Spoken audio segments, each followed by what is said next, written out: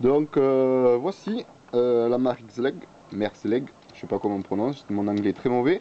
Donc voilà, en cours de réalisation avec le levier d'armement ici, et je vais vous montrer comment cela est censé fonctionner. Parce que c'est en cours, donc quelques ajustements encore sont nécessaires, puisque c'est assez rude à armer encore. Donc voilà, je me bloque bien, parce que je vous l'ai dit, c'est rude. Donc voilà comment ça fonctionne.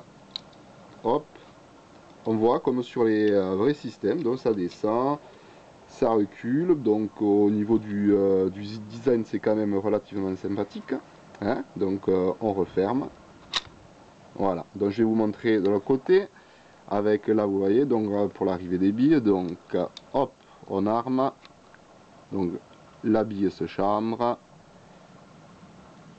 on referme, et voilà, donc en principe ça devrait fonctionner, donc voilà, c'est quand même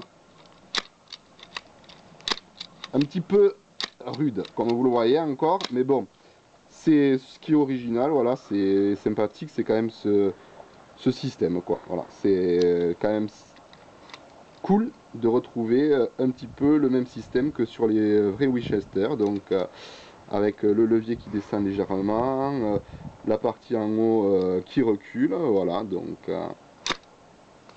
sympathique. Donc voilà, j'ai fini le garde-main, hein, donc je vais vous montrer quelques petites photos pour les détails, voilà. Donc on a quand même un petit design sympa. Donc les côtes c'est vraiment serré. Donc voilà, avec le canon, j'ai mis une petite bague de compensation, comme c'est quand même du polystyrène, là ça rigidifie l'ensemble, hein, c'est une bague en acier. Donc l'ensemble est quand même relativement solide, plus que je ne pensais, voilà, puisqu'avec la petite plaque d'alu qui a bien au milieu, donc ça rigidifie l'ensemble. Il n'y a que là peut-être c'est un petit peu fragile, mais bon, si on le prend bien en main là, ça laisse peu de zones d'impact dangereuses. Voilà, le principal de toute façon c'était d'avoir quelque chose qui se rapproche le plus au niveau de la finesse. Voilà, c'était quand même relativement délicat.